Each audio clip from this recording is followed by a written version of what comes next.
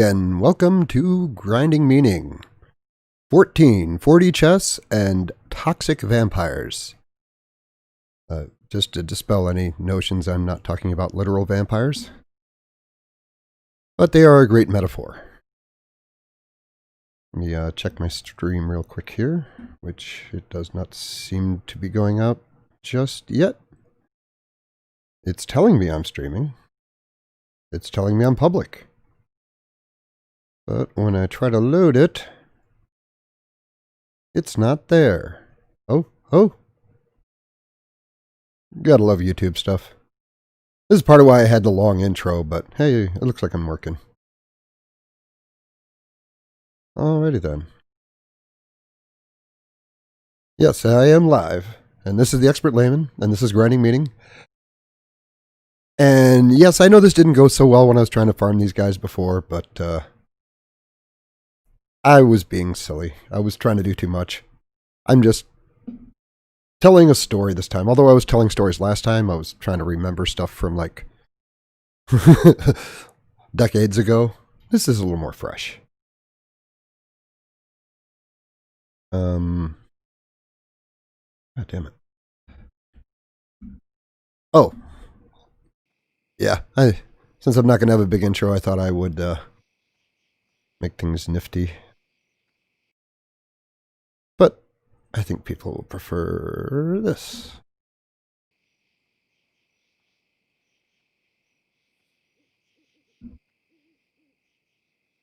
Yeah, the nice thing about having, some of the TISM is you can do things over and over again that would drive other people mad. Like, I've spent a couple levels out here. Well, at least 1.5. And that does sound pretty crazy, but if I was killing them one at a time, that would be crazy. I'd be with everybody else. But trying to like fine tune the herding thing is a good skill to invest in. And trying to figure out the edges of things and the timing of things, because like your Blizzard, I believe it only ticks once per second or something like that. So knowing when that tick goes off, because it adds, the chill effect that slows them way down. I love this location. I could like buff people as they go by on the flight path. Heck, if it was Alliance, I could jump up an arcane explosion and probably, although I'm pretty sure you're phased out while you're on a flight. I have some better gear. Oh, you know what the problem of not being able to see... Nope, wrong side.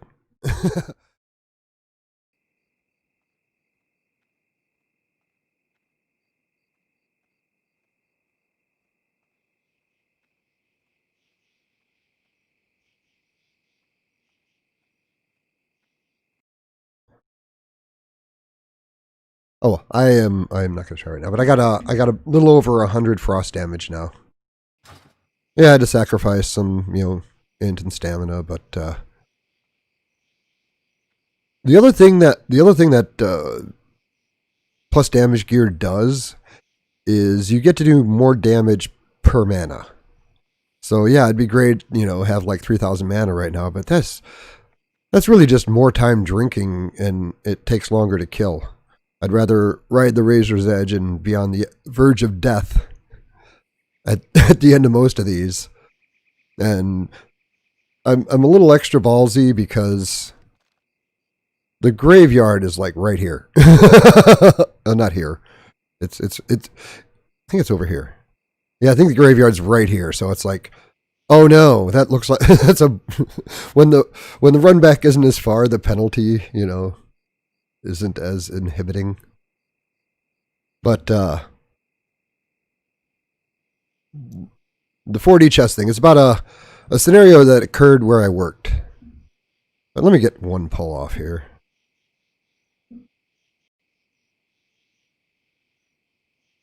I should probably rebuff.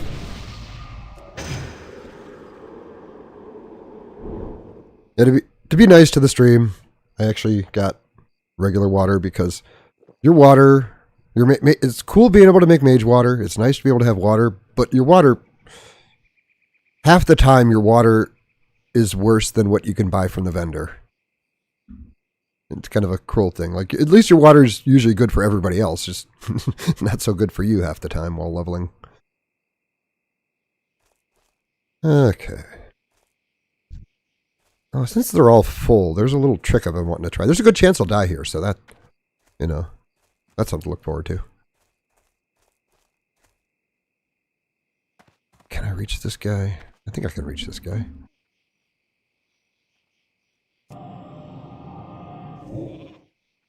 Then you go all the way around. Of course, these guys had to be going this way right at this time. Probably shouldn't have used that mana.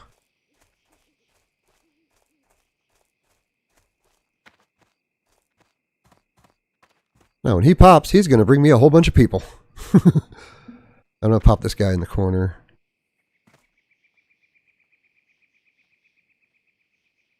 I'm watching you. I'm watching you. So when he pops, I'll wand this guy. I'll run over here a little bit. See if I can grab this guy. Yeah, ace block just to be safe. Wow, I did not pick up that many. I thought that was going to be more. I have 5.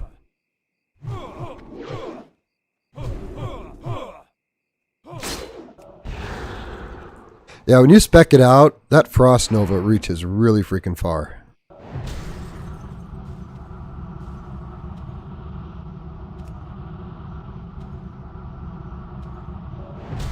Getting the timing between the... See, I screwed that up. Getting the timing between the first and second one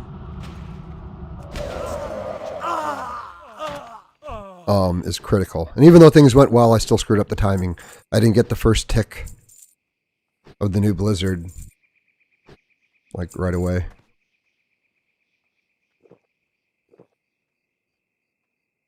Yeah, being able to kill him in 2 blizzards is is pretty awesome.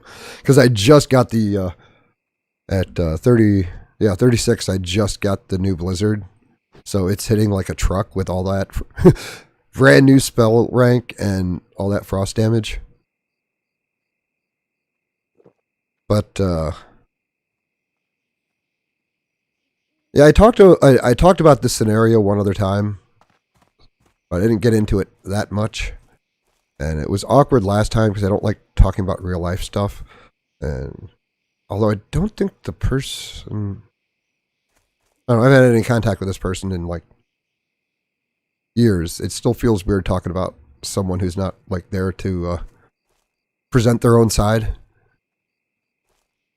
I gotta check something real quick here. Okay. I need a producer. Too many things. I'm gonna do a standard run through here. Now, if you strafe run, they're a lot less likely to catch you from behind.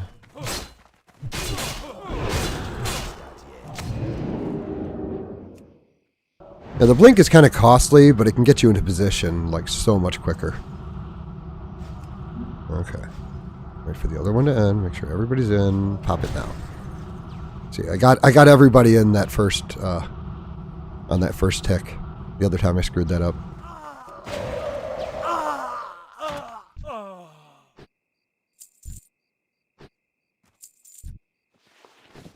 Now this is optimal, like farming level differential. Nobody has ranged attacks. They don't stun. They don't steal your mana. The worst thing here is a guy puts like a 2-minute dot on you. That is annoying, but I can ice block out of that. Okay, so I was on the night shift, and I was thinking about going, or I had some real life stuff that would, it would have been better to be on days during this time.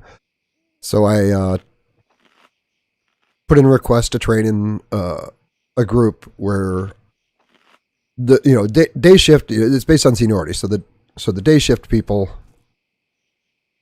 to even get on day shift, you have to have a certain level of seniority. But if you don't want to be like the guy who gets stuck with all the crap jobs, you probably want a little bit more seniority, and then you can get into a work group where they can't remove you from the work group. and make you do other stuff. Although they kind of do, but it is complicated. Anyway, so on nights I was training in this work group, and the thing is about the job descriptions that they have at the stations. Most of it isn't actually done. It's, I don't know, busy work for the office people, putting more on there than they could possibly expect overworked supervisors to enforce, basically. So, in all production environments, there's kind of a balance that's achieved to where, especially on nights, like generally, even if you're not doing everything you're supposed to be doing, if it helps you get it done faster and nothing bad comes from it, they're more likely to look the other way because they don't have a bunch of people looking over their shoulders. And as long as things are going well and nothing's bad happening, they'd typically rather not be authoritarians about stuff either. So on the list that let's say a list of 20 things, and night shift does like 14 of them, and day shift does like 16.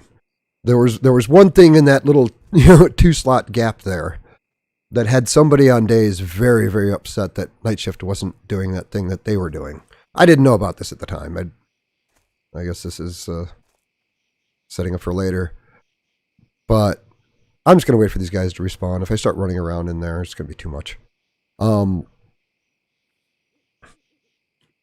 this particular thing, I was unusually confident about it being okay on nights because when the person who's training you bypasses a particularly redundant step in the process in front of the supervisor while you're being trained and the supervisor doesn't say anything, you're probably okay.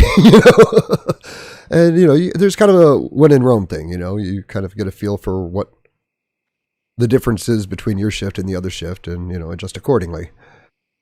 And after I'd gotten trained and then used my seniority to get into a work like a work group on the day shift, I realized quickly that the two things that they did that we didn't do, and just started doing them because not adapting to your new environment doesn't lead to good results. But the thing about that one thing that the person on days was really upset about is it requires a little piece of paper for it to work. A particular kind of little piece of paper. And sorry if I'm keeping things vague. I'm kind of weird. I feel kind of weird about this. So those would often be left over from night shift, and this person on days would find them and try to complain to supervisors, but supervisors know how the game works. They know there's no point in going and trying to yell at the night shift supervisors to do things differently. It's just there's just no point in doing it. And apparently went to the superintendent at one point, and that was about similar results.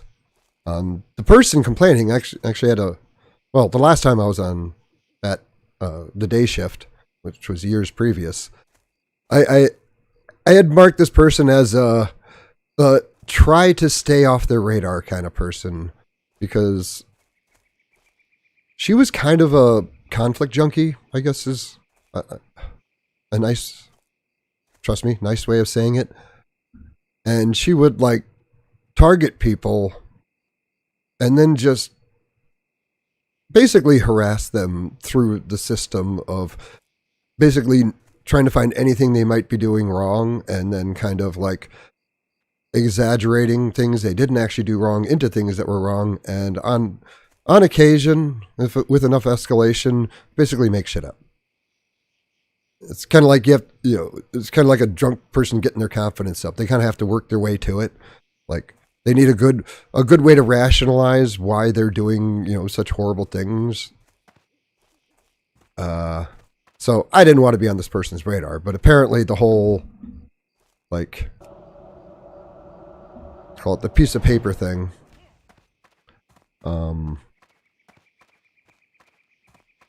I I what was out of reach was now within reach, in a particularly unhealthy way of looking at it. Oh, I didn't do this right.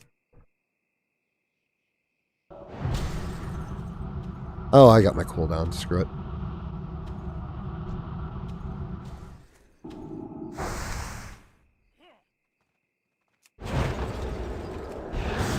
Oh, there's elites that come up here. They're like level 40 elites. And they just come up here periodically and stand right near where I'm at. So it's a good idea to look behind you.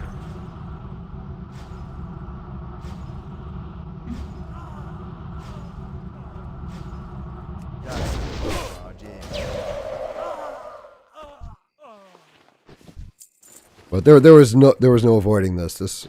This person was coming for me, and she was absolutely certain that I was still doing that I hadn't changed, and nothing would dissuade her of this. And I knew how this went. There's a way this plays out. She's had a strategy. Okay, the other thing is a lot of the people on the day shift been there 10, 15 more years.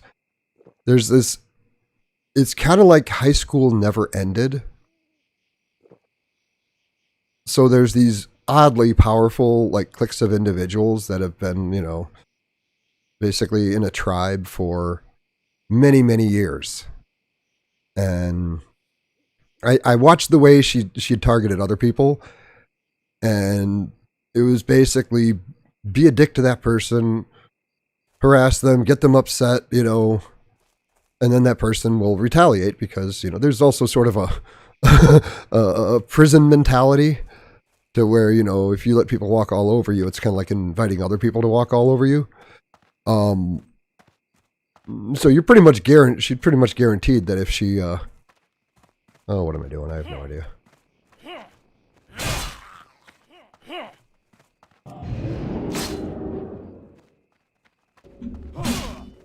Oh no, now I gotta wait for him. Get up here! Oh yeah, I already used my blink. So she's pretty much guaranteed to get somebody. Oh, this isn't good.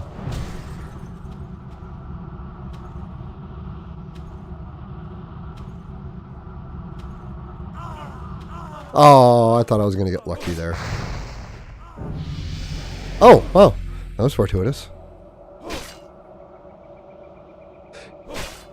You know what I think when you level, it should reset your cooldowns too. Because I'm just that greedy.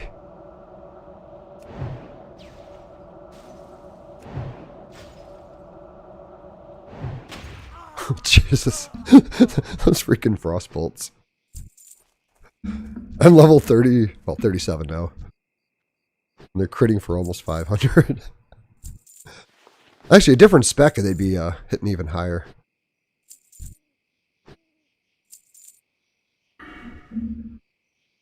Yeah, it's kind of a toss-up right now between increasing your critical damage and applying Winter's Chill because they play off each other so much.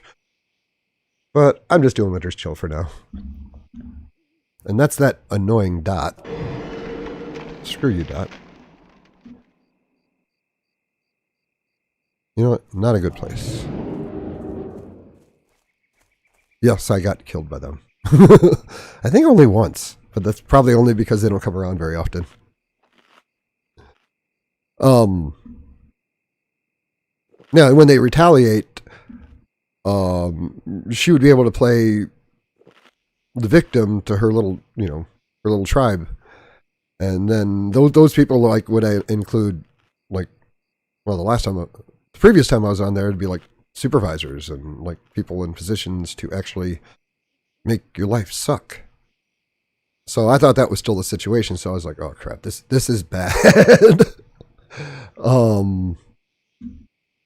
What I didn't know, and you know what, I'll tell you when at the point in the story where I find out in the story. No, I can go do it now. Sorry, not a great storyteller on the fly.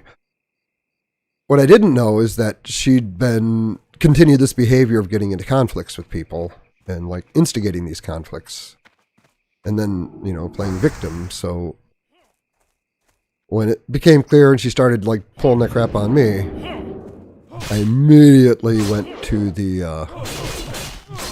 God damn it, the union rep and said, "Hey, I'm not having this. You know, she wants to communicate with me. She can do it through the supervisor or through one of you guys." So she couldn't like really confront me directly, but she could still complain about me to the supervisor. And then, you know, every day the supervisor's coming over like, "Hey, are you doing this bypass thing?" It's like, "No, I'm doing it."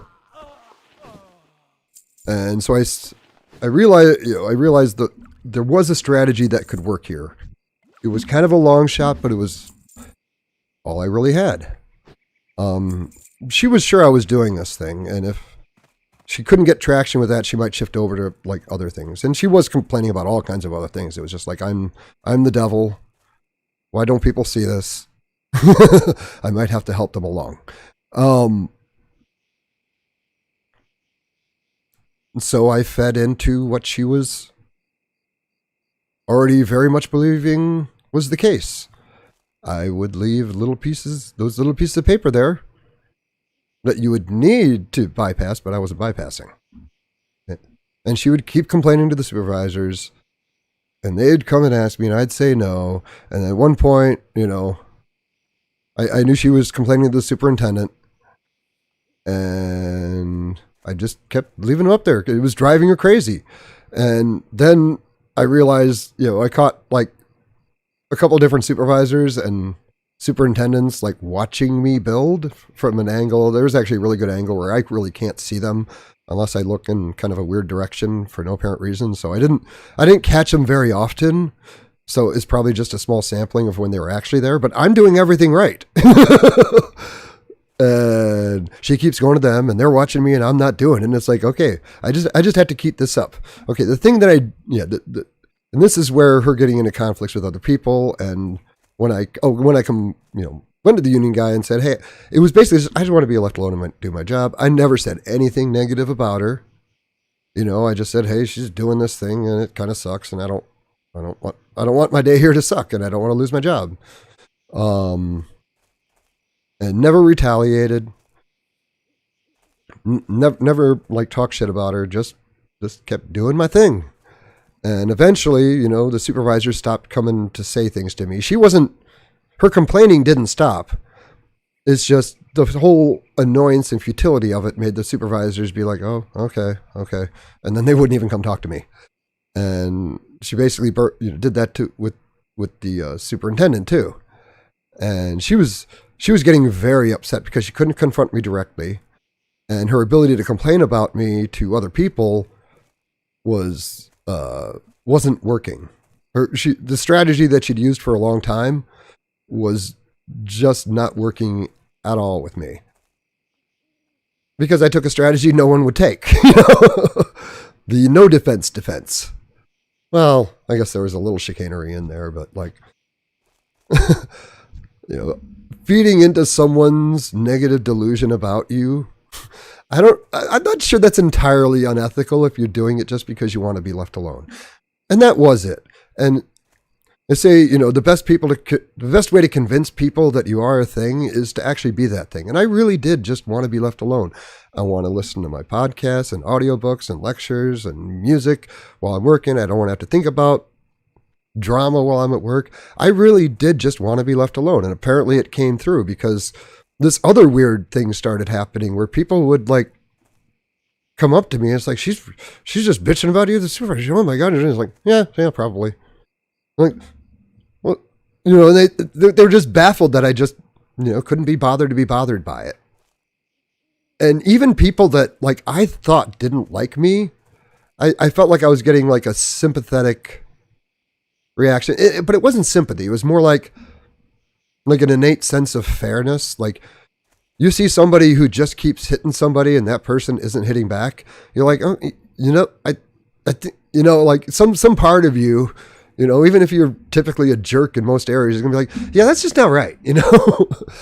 So uh, I wasn't sure how this was going to break, but I had a backup plan, which based on the assumption that she was going to confront me at some point.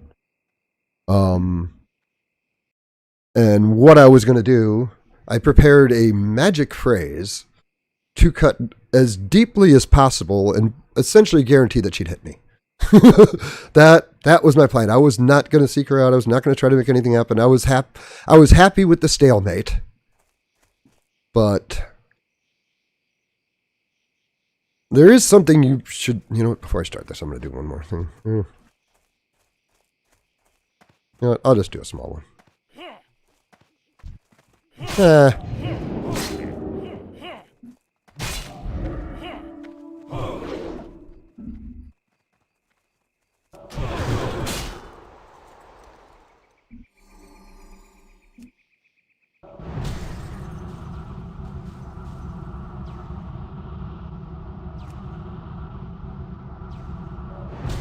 Yeah, I've just been doing events up until now. Oh, I might have a mana problem here.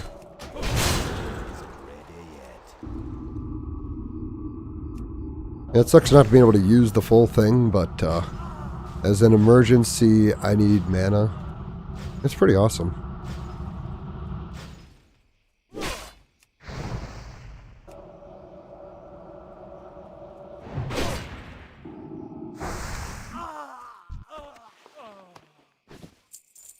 And now, I guess I want before I finish the story, I want to do a little analysis of why I think people behave like this, and why I would describe this person as a toxic vampire. The way I conceptualize, like, one way I conceptualize meaning is that it's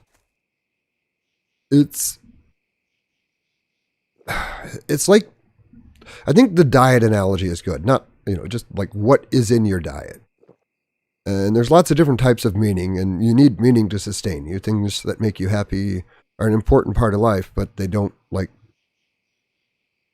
sustain you the way something meaningful does. And most meaning comes from enduring something you'd rather not for something bigger than yourself in the moment, even if that's just yourself later.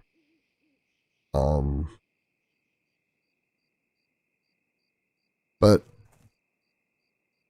some people have,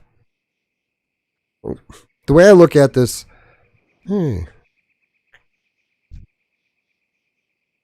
cool, competition. Some people fall into a toxic meaning diet. It's probably a bad way to put it, but the reason you need to go find meaningful things, at least the way I look at it, is because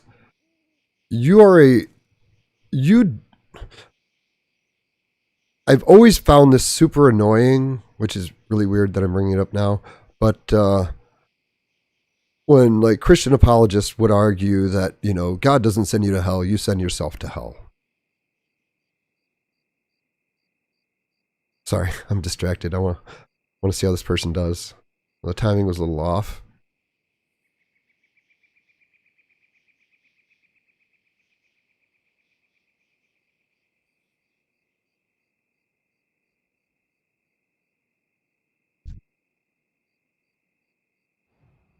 Not bad, not bad. So I believe you are your own, like, if you could look at, like, yourself, very sloppy. If you could, if you could look at yourself and judge yourself objectively, in that you were able to make judgments about your own behavior as if you were looking at someone else, I believe that is the way you judge yourself. And when you fall short of what you know you should have done,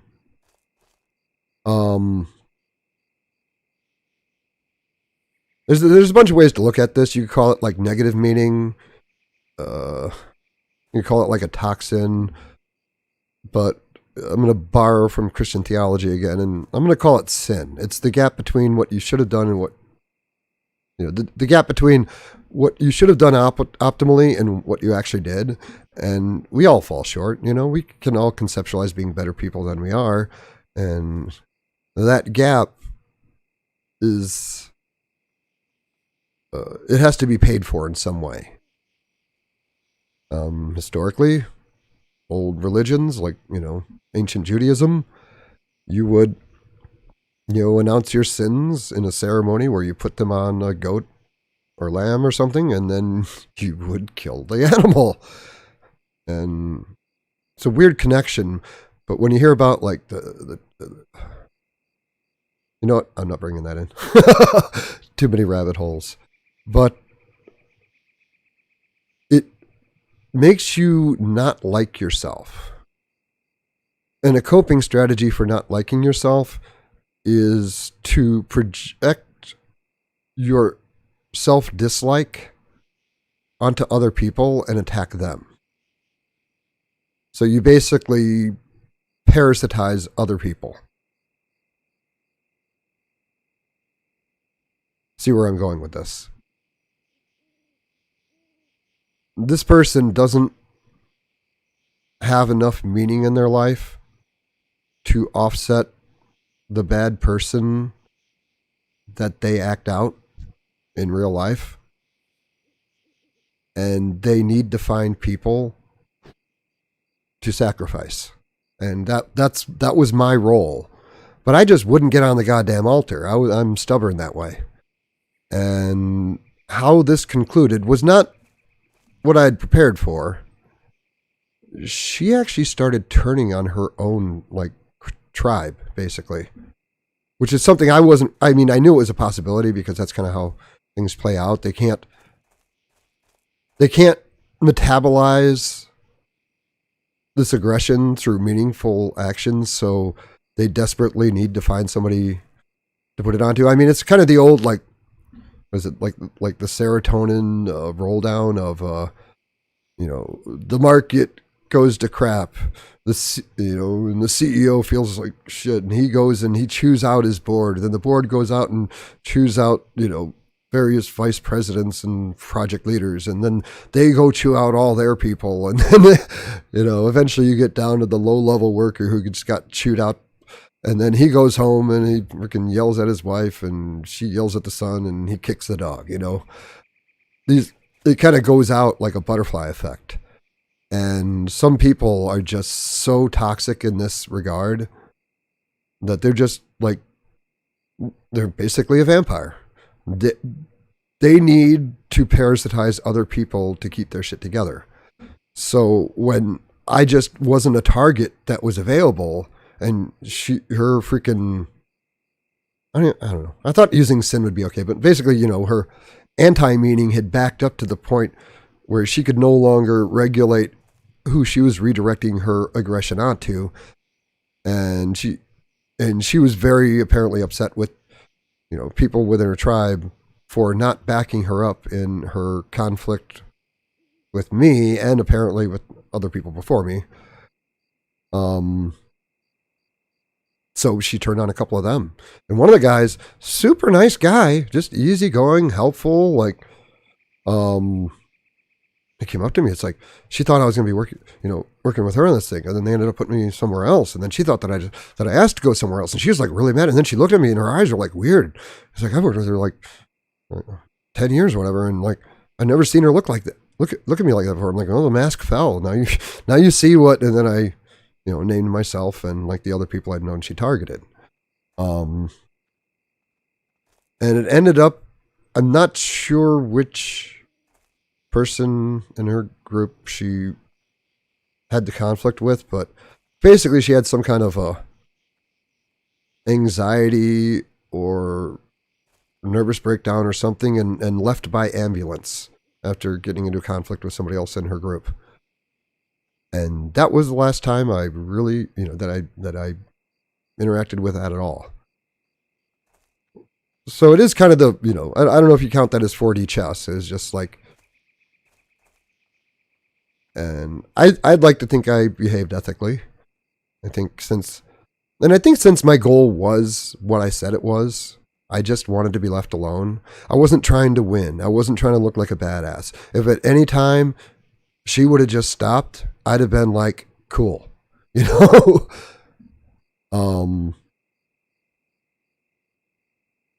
And that's really all I wanted to get through. I think I'm going to actually end the stream here. I didn't kill a whole lot of stuff, but I also didn't die. That's a big plus. So, Grinding Meaning 14, 4D chess, and Toxic Vampires. Thank you all for joining me. You have a great day.